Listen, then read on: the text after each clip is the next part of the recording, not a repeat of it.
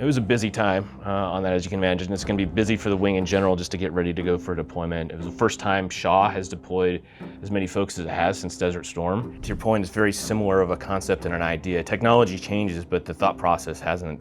For a long time, first in, last out has been the mentality. Kick down the door and then to be there as the suppressor until the strikers are outside the threat area. You don't start out on this path knowing that you're going to be an F-16 pilot who flies into Iran during Midnight Hammer. That's not how you go through pilot training or the B course. When we have this big bumper sticker that says, when America asks, the Air Force delivers, it all rests on that trust and capability of our airmen.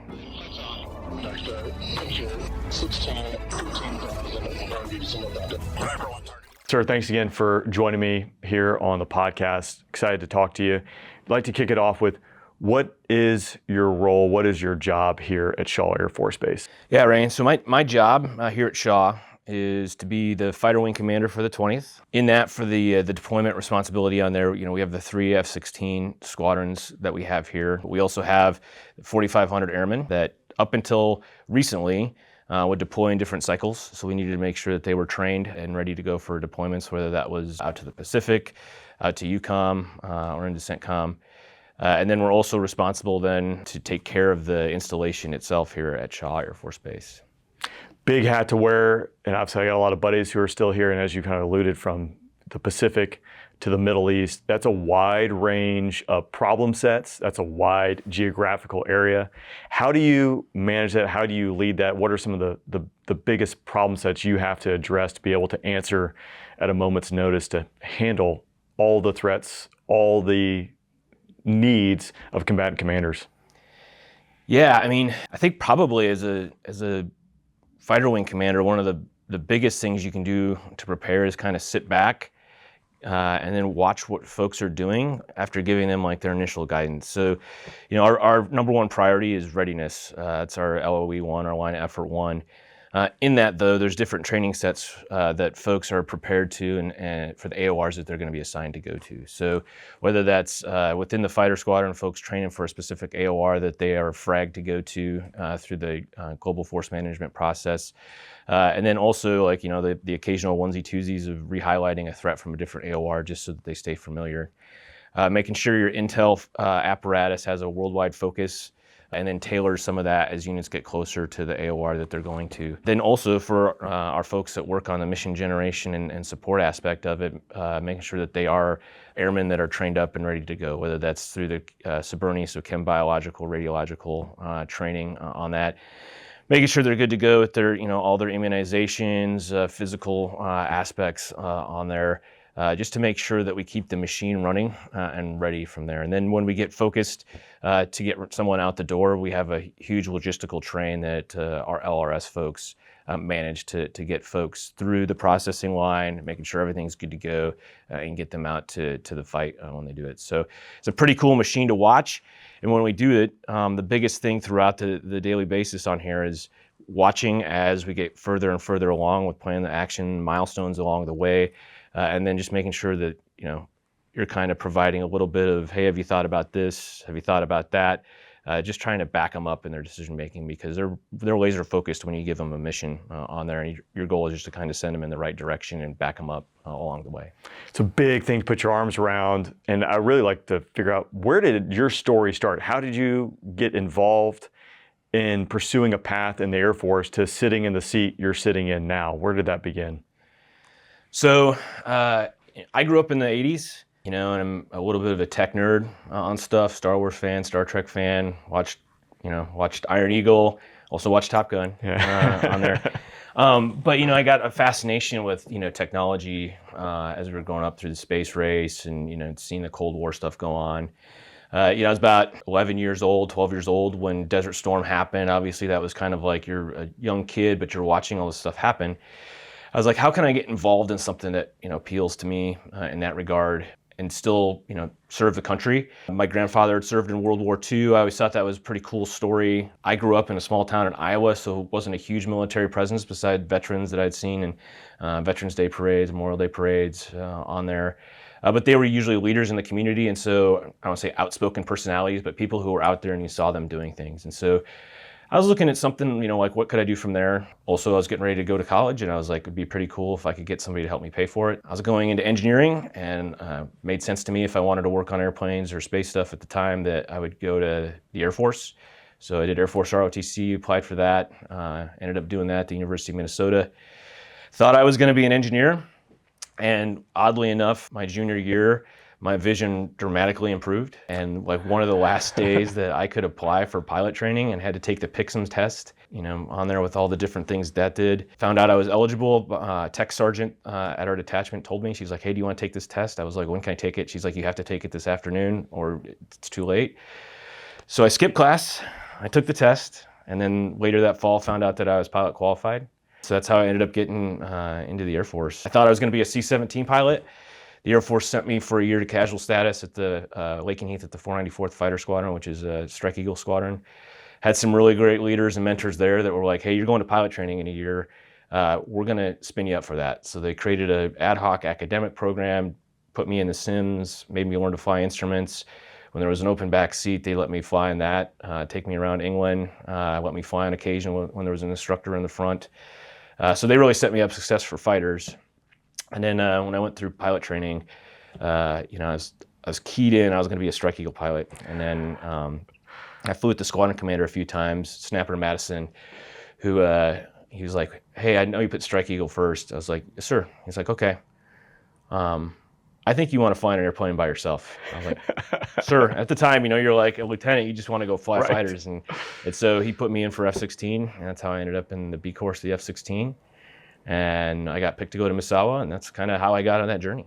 Snapper with a glove save. Yeah, exactly. I mean, I joke at least once per podcast we got to make fun of a Strike Eagle, so I'm glad we're able to work it in today. They do great stuff. It's an amazing community, but it's always fun to poke fun at them. That's an incredible story. So your grandfather was a World War II veteran, but the path even to as a teenager to figure out, hey, I need to go to ROTC to go into the Air Force. How'd you navigate that, or is it kind of dumb luck, or?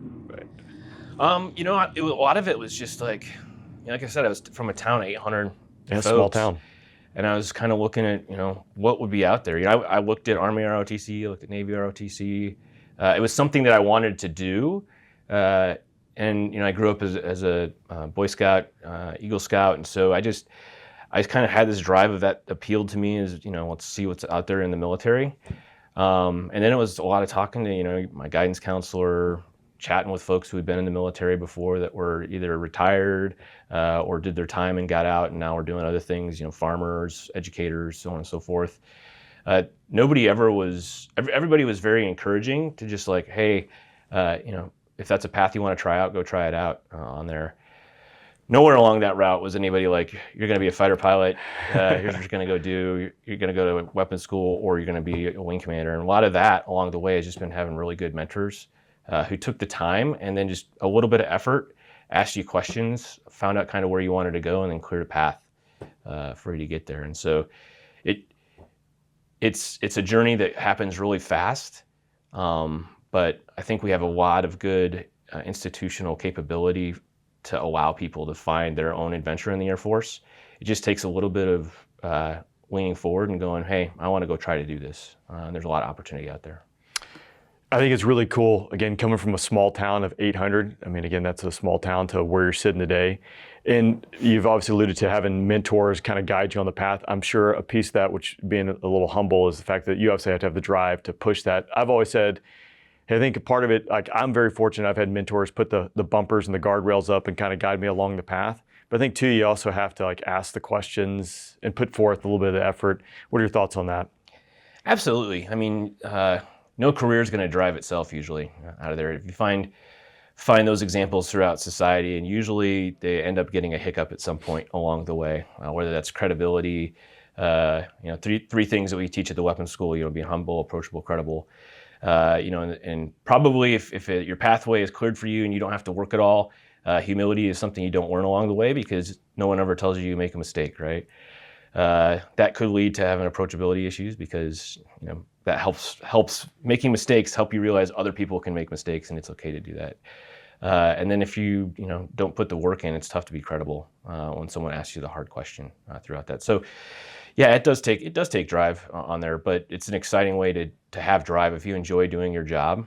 The drive should be there. So Absolutely. I'd like to pivot. There's a lot we could talk about your career, but one of the things we're here today primarily is to document a little bit of the history that the wing has taken part in over the last year or so. Specifically for your role, I would like to jump into where you found yourself last spring and what you were doing. yeah. So back just a little bit from there, about 9 months prior to that, I took command of the 20th Fighter Wing. We already knew that we were going to be deploying that following spring from there. And so we had already kind of started preparing ourselves organizationally and training-wise for that deployment. Did you know you were going to deploy? I did. Okay. Yes. Going into the job, it was known basically that the wing itself in the new deployment model the Air Force was using was going to take around 350 of my closest friends, myself, my mission support group commander, a bunch of my squadron commanders, and we were all going to uproot, leave the base here to keep running, but go with one of our fighter squadrons downrange, absorb some folks, and run the base down there. So that was nice to have clarity in that, even though there wasn't a whole lot of clarity of how we were going to work things back home, but was lucky to have some good draft picks. My deputy Hoot Walker is awesome, and so ability to have trust in the folks that were still going to be here and the opportunity to get things lined up so that we had a support network back here, even though it wasn't the normal size that we were expecting.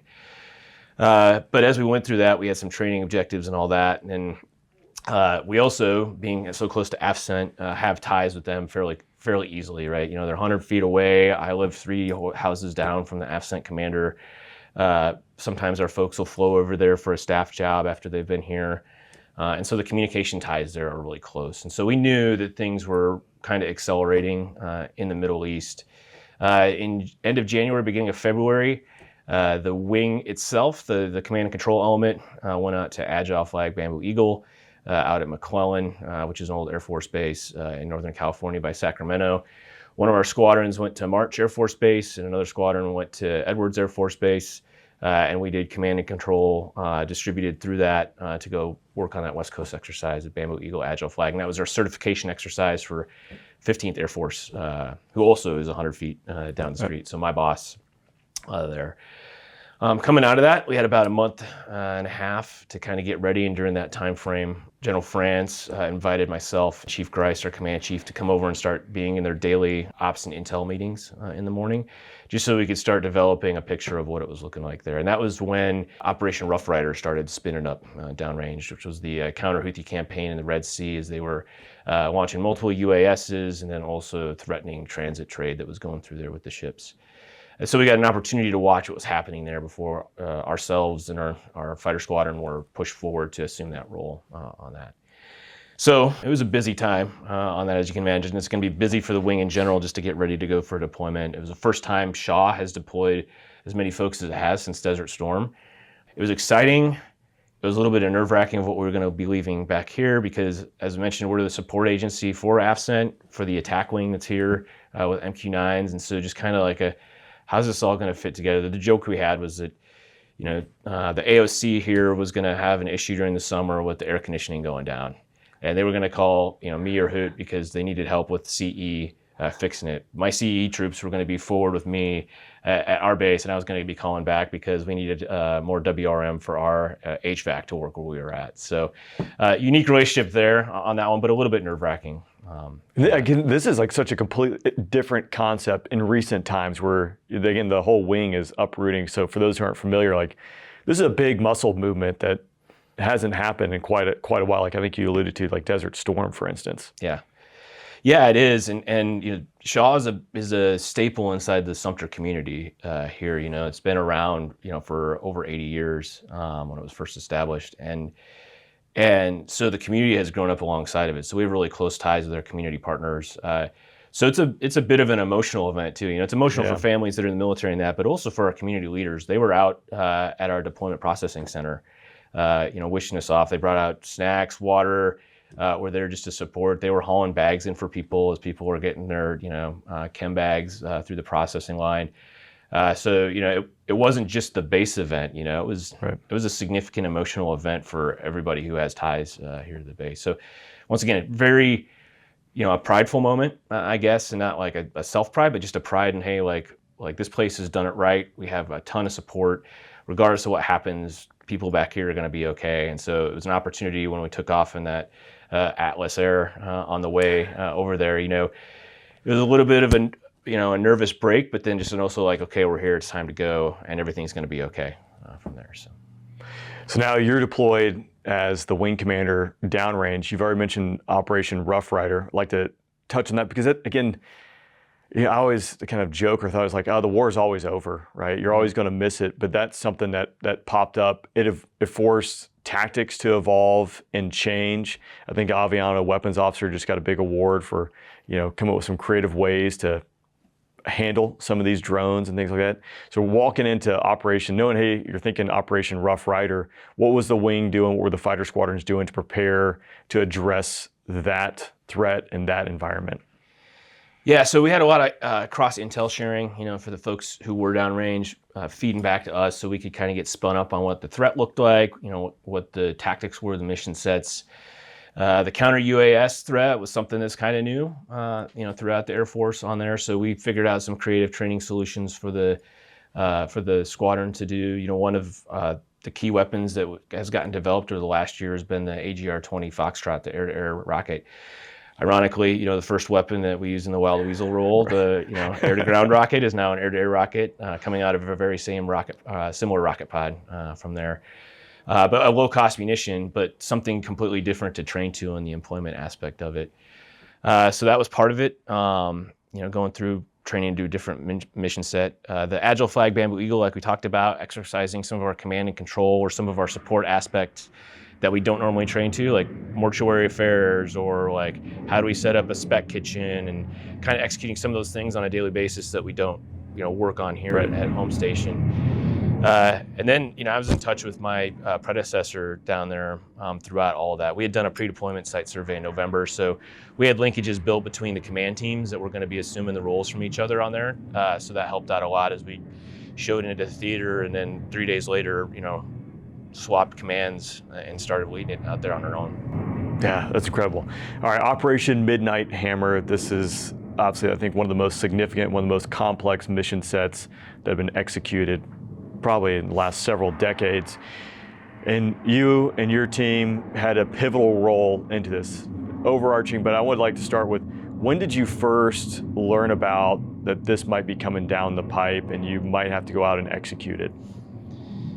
Yeah, so we had been doing Rough Rider for like a decent amount of time, and so the reps and sets were happening there. But then when the ceasefire was declared, it was kind of like a cathartic lull on there of like, hey, let's reflect on what's happened, get some lessons learned, all of that. Then shortly thereafter was when tensions started to rise between Israel and Iran, and they started to rise to a level that was starting to set off some alarms for folks as far as what could happen on there.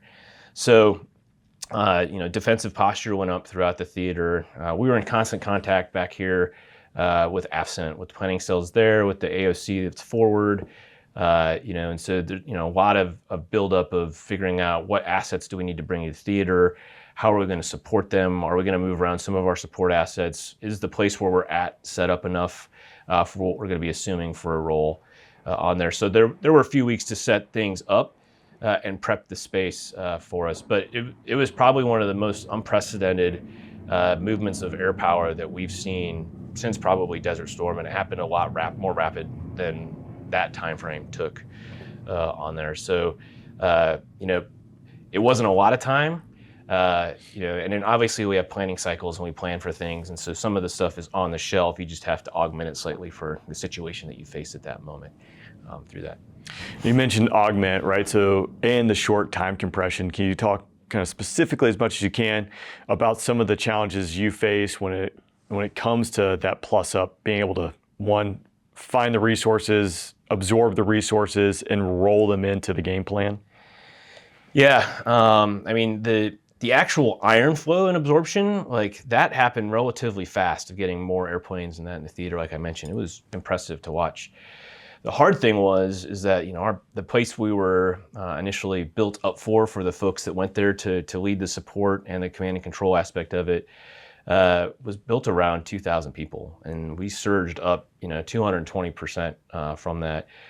We added over 100 more airplanes to the ramp. We were the largest air wing in CENTCOM since Desert Storm. And so that all happened relatively rapidly. And you think about all the things that happened through that. So fuel requirements, right? Like JP8 just doesn't magically happen there. And not only just getting the amount of fuel you need, but then how do you distribute it out to aircraft? So in the middle of the desert heat, 115 degrees, people in body armor hauling fuel lines from the distribution point to create another distribution point. In 2 weeks there, we pumped more gas than we pump in an entire year here at Shaw. And we fly quite a bit here at Shaw. Then you think about, bed spaces. There's a certain finite amount of bed spaces that are initially built up. And so now you're building up tents, you're finding where the cots are at, you're finding the mattresses. Folks got extended there. So now like the room swap outs that you thought were gonna happen aren't happening. So now finding a new, bed down plan. You think about comms, right? I think about the back of my entertainment center at home, and every time my kids get a new system, it's like the rat's nest of things, plug it in. And so having to go through all that infrastructure, whether it was comm, civil engineering for power, to try to make sense of all of that in a rapid fashion so that the support could be provided to folks. Food, nobody wants to eat food without having a latrine, right? Well, now all of a sudden you're 220% more. How do you get that out of there? Because where we were at, we didn't have running water. And so essentially all those sorts of support aspects, figuring out how you bed all those folks down and get them rapidly into the fight. And so the team did amazing. I can't talk, there's the world of them out there. And we didn't get a whole lot of boss eye support personnel plus up until other folks started to come to us from other bases to get out of some of the closer threat rings. That's the piece, the logistics, the admin, the back end. Like this mission is obviously very complex, but in order to make the mission happen, you got to take care of the people, you got to take care of the equipment, you got to feed the equipment and the people. Yeah. There's a lot of moving pieces in order to make that happen, which is it's pretty impressive to see the might of the U.S. military when it says go, what it can accomplish, I think. Yeah, it was super cool. And, out of that, it was middle of the summer, like I said, 115 degree heat. And it's a dry heat, but that doesn't matter when it's that hot. Right. Yeah. And people working 24/7 jobbing it and not complaining at all. We had our engineers building up more bunkers for folks since the population increased from there, helping out our Army Air Defense folks with power issues or anything like that as they plussed up their sizing. And so it was just awesome to watch airmen out there doing amazing things. I can only make assumptions what I would think about if I was in your shoes, because I'll never be there. But coming out of the GWAT era, where relatively there's obviously threats and there's always dangers in this mission and what we do, but uncontested environments allow permissible flight, for the most part. But I want to know, what were you thinking when, hey, this is what we're going to go out and do and execute, and I have to send airmen across the line? Did you have any concerns? Was this something that you were thinking about? What was transpiring between your ears? Yeah, man. I always imagined that when that was going to happen, I'd have some great, movie moment of the handshake and the backpack hug and what was I going to say?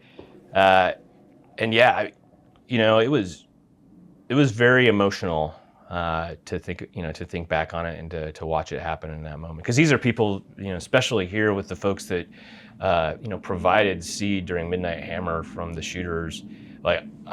I flew in their upgrades, I was at their change of command. I've known them some of them throughout their careers, watched them teach in their squadrons, know their families, and other folks that were there, that came from our base and flew in the missions. You get to know them too, and you may have known them for your Air Force career prior. And so, yeah, it was kind of emotional. It helped the fact that, we had built a lot of trust with our folks that we had back here at, ascent planning and that, General France's team and, Buzzer Randolph was the lead weapons officer there, and she had been a weapons officer in the shooters before. And, a bunch of folks who were trusted agents came in to help with that planning. Drew Cruz was a former weapons officer of the Gamblers. He's down at Maxwell at school. He took a hiatus from there to come out and help plan. Animal Zimmer, who had just gotten done being the lead guy for Bamboo Eagle Agile Flag, who's coming out here to be our OSSDO, helped out with planning. So to see familiar faces on the other side of the screen, there was a level of trust there. But at the end of the day, I remember going out to Smalls and I was like, I'm gonna say something cool here to him. All I could say was just, take care, go get him, bud. Saw Cash and I was like, hey man, you got this, harumph. Because we're both, former fiends, and then you just got to trust. We sat down after they took off to go where they were going. I sat down with a couple of the weapons officers that were there, and they were, confident, but it's the same all the feels, and they're like, I just wish I had more time, to prepare, to give them more time. And the thing I told them, because I had experienced that with Libya during Odyssey Dawn when I was a weapons officer during that planning, and sending some folks from Spang to go do some work there. The thing I tried to tell them was that, we do a really good job in the Air Force of preparing folks for these moments. To your point earlier, we don't start out on this path knowing that you're going to be an F-16 pilot who flies into Iran during Midnight Hammer. That's not how you go through pilot training or the B course. But we prepare you through a lot of things to be, ready to compartmentalize that aspect and go forward. And so, the folks who send them out are probably as equal, or if not more nervous, because they have more time to think about it, while the folks doing the mission are focused on it. Probably hits more after the fact for them. They're still probably pretty nervous, but at the end of the day, the thing that I took solace in from that was, and I tried to relay to the folks, was you've gotten them here, and we trusted you to get them here. So just know that whatever part of the plan we didn't get to, or we missed, or we didn't think about, you created this fighter pilot who knows how to handle that when that situation arises. And they did amazing work. So I hope that gives them confidence, and that is a truthful statement that I fully believe.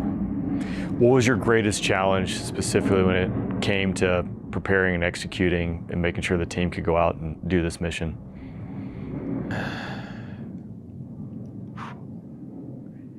I think having to compartmentalize myself, that was tough. Because there was a lot of, the other thing you think about in a mission like this is when it's all said and done, we're all going to high five, That's the thing that happens in all the movies, right? There's one culminating moment that everybody just stops and high fives. This is not that type of situation, right? You go into the Dragon's Nest and you stir it up and you drop a bunch of MOP on their nuclear facilities, and then you come back out, you're expecting to take a punch, right? And so you're continually thinking about what do I have to get ready for next? What didn't I think about on the base? Are we going to take a hit from the enemy? Have we thought about all of our dispersion plans? Have we thought about how we're going to get back in touch with higher headquarters? Have we prepared our airmen enough to think about the fact of what am I going to do if I look over at my friend and they're bleeding? What am I going to do if I can't get in touch with my boss? All those sorts of things that you're preparing for. And so, it's just for me at that moment, and for a lot of my command teams, I'm sure it was a lot of the similar things. You have things to focus on. The hardest part on there was when you were driving around the base and then your thoughts kind of catch up with you because you're not immediately focused on that task, and you're like, man, did I think enough about this? But I'll also say that there were a lot of amazing airmen, whether it was fellow commanders that were there or airmen leading up, that helped alleviate some of that stress for myself. And as you've already alluded to, the post-mission success, I would like to get your thoughts on what you were thinking when that last jet landed, but also, I can appreciate the fact that you just punched the hornet's nest, knocked it down from the tree, so it's not over. Mm-hmm. But what was that feeling when the last jet landed? Was there any relief, or were you just straight into what's coming next? There was a lot of relief. So the what's coming next was happening throughout the night and days prior to that, as we were preparing for that. But I had a similar experience during Odyssey Dawn, but I talked to a lot of folks about being like a commander or a weapons officer. I always thought, like, going through weapons school, like, my greatest thing that I'm ever going to experience as far as like a euphoric moment of being an Air Force officer is going to be something I do in the sky, right? I'm going to have this amazing mission that someone's going to give me, and I'm going to go out and I'm going to fly it, and it's going to be just like, yes. Yeah. But my biggest euphoric moments have been like when I found out that everybody's okay. And so, similar to Odyssey Dawn, when I got a call from Skills Riley and he was like, all the airplanes are on the ground, everybody's good to go. I could make that phone call back to my wife, Bridie, to let her know that she could let the rest of the squadron know everybody's okay. Same thing with this. Ironically, as they were flying back home, the sun was rising. And so every airplane that we had sent forward from the base to participate in the exercise, Chief and I got to go outside and see them land. And that was a pretty cool moment. I kind of wish I could have gone out there and given them big hugs and all that. But as we talked about, things were still moving forward with what happens next. How are we prepared for the incoming after that? And so, you talk about things that make you feel relieved as a person who cares about the folks you command. That was awesome. What's the thing you're most proud of when it comes to this?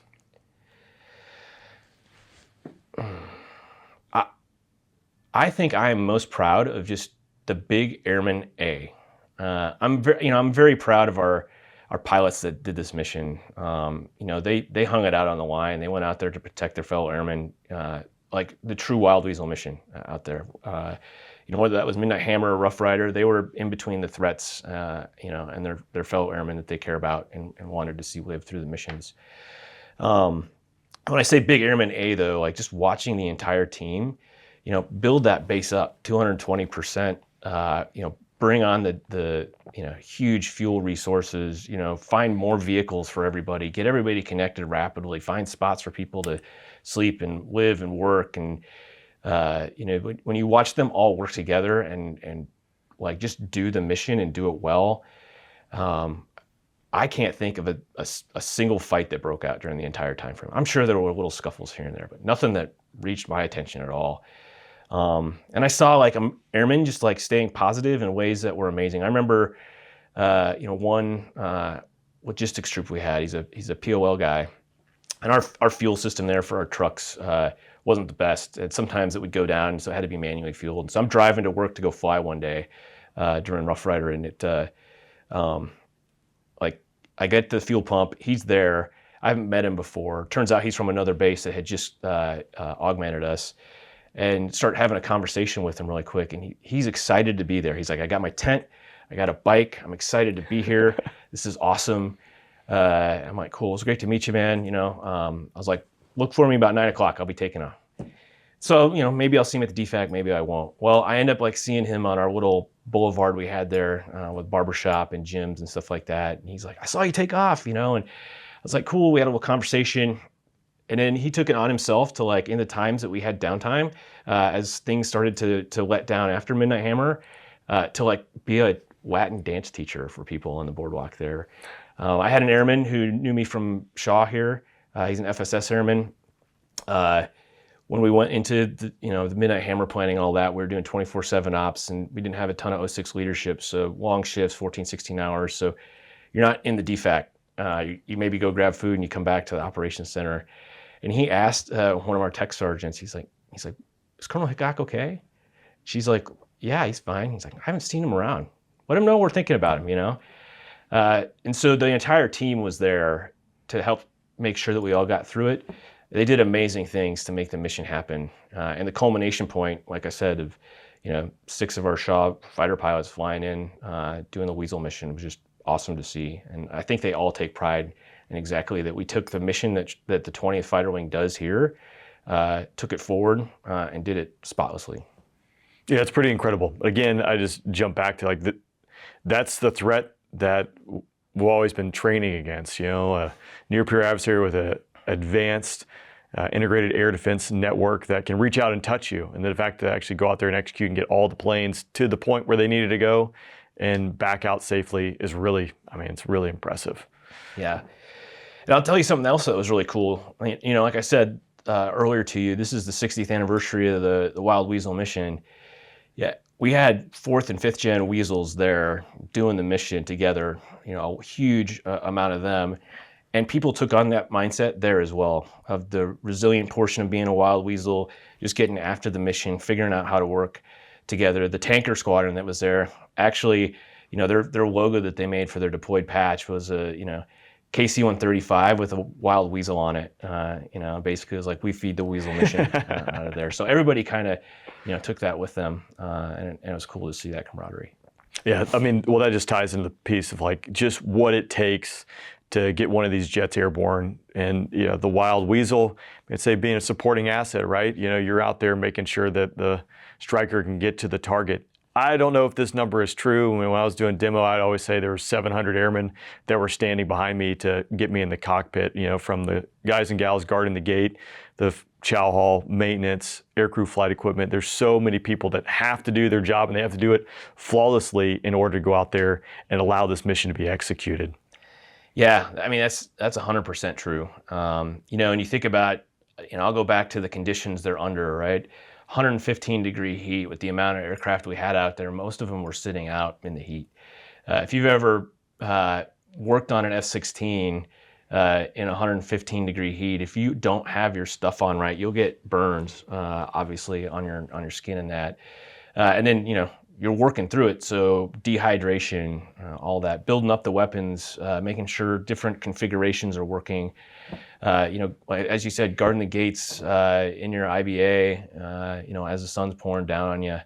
All the folks that were there, you're 100% spot on when you say it takes 700 folks behind you to generate that jet that goes up and flies. So they deserve to know that they participated in a generational event on there. Absolutely. And they did it, like I said, flawlessly. They did it amazingly on there. They did it so well that they got awarded the Gallant Unit Citation off that one, which is one step below the Presidential Unit Citation on there. But they got awarded that for their end of tour ribbon as the folks that were down there. And it's a testament, it's a reflection back on them, and I hope they carry that with them. We give decorations like that so that folks are recognized. But I always like to say that they need to have that with them so that the kid like me who asked his grandpa what was it like in World War II, there's a story that they can bring along with them, and their family asks the question of tell me about this time and what happened during that one. They can reflect back on oh man, I remember it was waffle day in the DFAC and this was going on, or I remember sitting around our squadron ops building, just waiting for everybody to get back home on there. So yeah, they're super awesome. Sir, what am I not asking you? What am I missing here as we wrap up? I think the cool thing that I would like to get out as a message for folks is that when America asked, the Air Force answered. And that's a big bumper sticker statement, right? When America asked, the Air Force answered, and it did exactly what it needed to do. It got through the fog and friction of war because things happen. Weather's there. The frequency's scrambled. I got dirt in my fuel line. I've got a tanker truck that broke down. I've got a car that started on fire. All these things that happen throughout that. But big bumper sticker, that's what happened. The only way that happened was because our airmen are ready. They know what they're doing. And they have confidence to go out and execute through that. And so that prideful moment for me when people ask, why'd you stay in the Air Force? It's a lot of reasons, but I think it goes back into that confidence and appreciation of what they do. And I think back to a moment that I had when I was a young fighter pilot at Misawa. And kind of like my tied IP was a guy named Torch Struve. He was a captain. I was a first lieutenant. He was about to get picked up to go to weapons school, but we were a small unit at the time due to some upgrades in the jet. And so I was kind of paired with him for a lot of rides. And it was one of my first rides, and we went out and flew 1v1 BFM together. And it was like a fight pit. And tired. And of course, we got to, do all these other syllabus things like a formation landing, at Misawa through the weather. Ugh. Yeah, exactly. Why are we doing this? But I remember looking over at his cockpit as we were, basically approaching the overrun, and just thinking to myself, like, this is like super cool, because I know that guy on the ground. I know his family. He knows me. He's gotten to know me through this upgrade, and like, you can't encapsulate the trust in between those two cockpits that is built through the limited time we have together. And I've gotten that over 24 years across the Air Force and across our AFSCs and our airmen from that one. And so, when we have this big bumper sticker that says, when America asks, the Air Force delivers, it all rests on that trust and capability of our airmen. And I'm just unbelievably proud of them. And I think it was an amazing experience. And when we left there, I told them, thanks for just letting me be part of this amazing adventure we went along on. Sure, I think that's a great way to wrap it up. I mean, it is incredible, again, to see what it took to bring together in order to execute, again, I say probably one of the arguably the most complex and dangerous missions of our generation. So thank you for letting me come out here and document a little bit of this story. Thanks, Rain. Anytime, man. Appreciate it.